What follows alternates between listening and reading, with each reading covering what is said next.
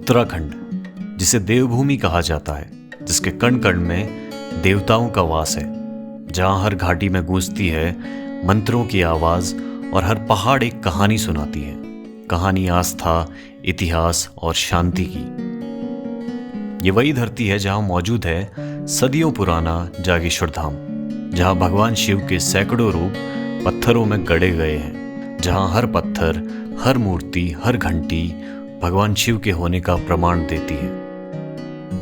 जागेश्वर धाम के मेरे इस सफर की शुरुआत होती है अल्मोड़ा शहर से, जो कि हिमालयाज़ को देखने के लिए शुरू हुआ था और आखिर में जागेश्वर धाम तक जा पहुंचा। अभी मैं हूँ जागेश्वर से जो है 7-8 किलोमीटर पीछे, और यहाँ पे एक टर्न है बूढ़ा जागेश्वर, जो है यहाँ से 8 किलोमीटर की दूरी पर है। और कल आते हुए जो है एक भाई साहब मिले थे, तो उन्होंने बताया कि जो है यहाँ से 8 किलोमीटर का ऊपर track, I don't know, ride है शायद। तो उसके बाद जो है हिमालयाज़ के बहुत ही ज़बरदस्त व्यूज़ दिखाई देते हैं। और वैद्य जागेश्वर है तो जागेश्वर धाम से कोई ना कोई कनेक्शन ज़रूर होगा, तो वो भी पता करेंगे। थोड़ा जागेश्वर धाम वाला रास्ता, और ये है बूढ़ा जागेश्वर के लिए। वैद्य Jageshwar is only 8 kilometres from here.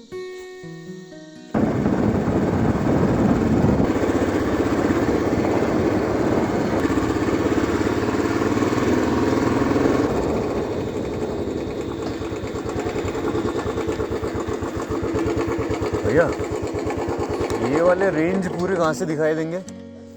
ये वाले पहाड़। हाँ, आप चले जाइए आगे, सोरनाथल पड़ता है ना, यहाँ से 4 किलोमीटर। और बूढ़ा जागेश्वर से पहले ही है? हाँ, पहले। मतलब मैं 100-150 मीटर ऊपर आया हूँ अभी, और पहाड़ दिखने शुरू हो चुके हैं यहाँ पे हमें, और सामने जो है पहाड़ है। Let's go. अब मौसम सही है तो जल्दी जल्दी कवर करते हैं।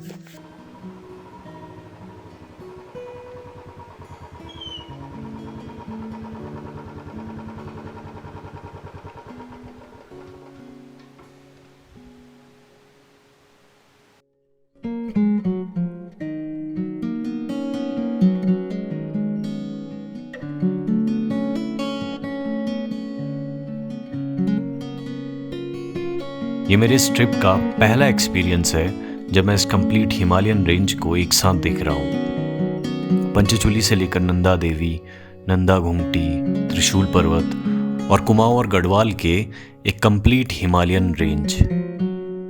इन विशाल पहाड़ों को एक साथ देखना मेरी जिंदगी के सबसे बेस्ट मोमेंट्स में से एक है।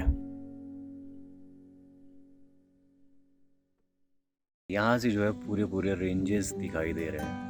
इस तरफ को जो है द्रोण पर्वत, हाथी पांव करके है, नीलकंठ जहाँ बाबा भोलेनाथ रहते हैं, नंदा देवी, नंदा कोट, ये त्रिशूल है, पंचचूली।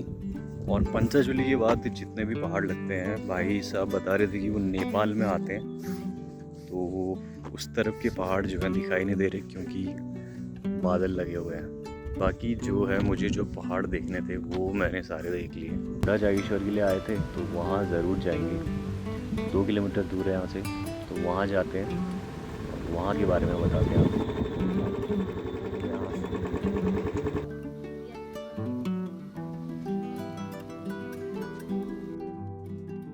बूढ़ा जागेश्वर आने के बारे में मैंने कभी सोचा नहीं था, लेकिन अल्मोड़ा आते समय एक अजनबी ने मुझे इस जगह के बारे में बताया, जहां से मुझे हिमालयाज़ के दर्शन तो हुए ही, साथ में मैं बूढ़ा जागेश्वर के इस मंदिर तक पहुंच गया। लेकिन भगवान भोलेनाथ दर्शन देंगे या नहीं, ये सिर्फ उनके हाथ में है। यहाँ तो ये जिसको बुलाते हैं वही आता है, यहाँ बाकी आदमी नहीं आता है फिलहाल। यहाँ अगर यहाँ पर भी आदमी आ गया है, उसकी इच्छा कुछ और आ जाती है उसके मन में, दिमाग में, तो वो वापस हो जाता है। मुझे भी किसी एक ने बताया था, मैं रास्ते में ऐसे पूछ रहा था। ये तो तुमको बुला के लाया, नहीं तो तुम भी चले गए थे।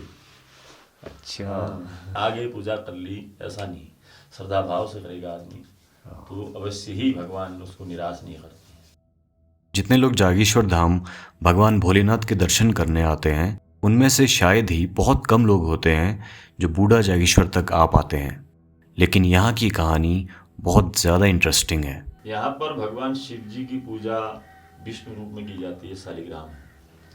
और यहाँ पर भगवान शिव जी ने जो है वृद्धावस्था में यहाँ पर तपस्या की थी। अपनी तपस्या के द्वारा भगवान विष्णु को प्रसन्न किया था। भगवान विष्णु को इन्होंने लड्डू गोपाल के रूप में मतलब मालपुए का भोग लगाया था, और वो भोग आज तक लगता आता है दिन में 12 से 1 बजे के बीच में। यहाँ पर बताते हैं कि जिस समय नेपाल के राजा, उसमें सब बात नेपाल एक ही ठहरा, उस समय जो है वो कहीं लड़ाई में जा रहे थे, तो रात्रि विश्राम यहाँ पर पड़ गया था उनका। 6वीं शताब्दी की बात है ये।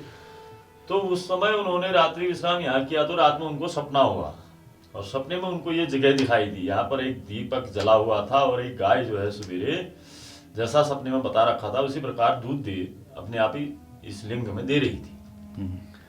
तो इस मतलब उसको सपना हुआ था कि तू जीत के आएगा तो इसका मंडप बनाएगा, मैं स्वयं यहाँ पर हूँ। तो वो जीत के आए तो उन्होंने ये मंडप बनाया। 6वीं 7वीं शताब्दी के बीच का मंडप है, और ये स्वयंभू है। यहाँ पर बनावटी कोई भी चीज नहीं है, सब उस समय का ही है।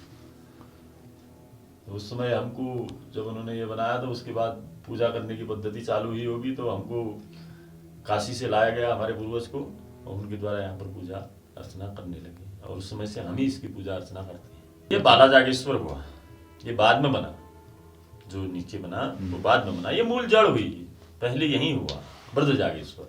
यहाँ पर जैसे जिन महिलाओं के काफी लंबे समय तक बच्चे नहीं हो पाते हैं, वो महिलाएं रात भर यहाँ पर दिया लेके हाथ में खड़ी रहती हैं और भगवान से आराधना करती हैं कि मेरी भी इच्छा पूरी कर। तो साल भर के अंदर भगवान की ऐसी कृपा है, हो ही जाता है।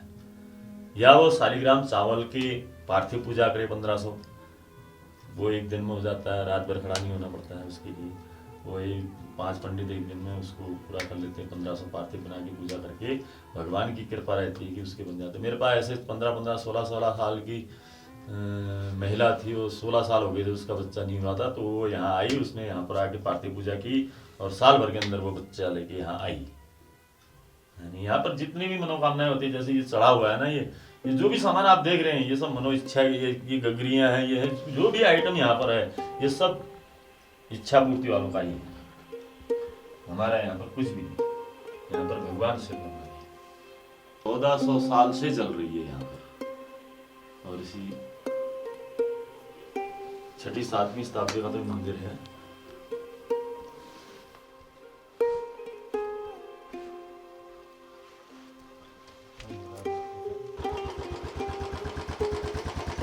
तो जी बाबा भोलेनाथ के दर्शन हो चुके हैं वृद्ध जागेश्वर में, बूढ़ा जागेश्वर में। तो यहाँ से एक रास्ता जा रहा है, ये गांव है थोड़ा सा आगे, और यहाँ से नीचे ये कच्ची सड़क है, तो इस वाले पे जाएंगे हम। ये जो है मुझे यहाँ से सिर्फ 6 किलोमीटर पड़ेगा जागेश्वर धाम के लिए, वरना अगर हम जिस रास्ते से आए हैं वहीं से जाएंगे तो 14 किलोमीटर पड़ेगा। कच्चे रास्ते से चलेंगे, थोड़ा सा ऑफ रोड करेंगे और पहुँचेंगे सीधा जागेश्वर धाम में।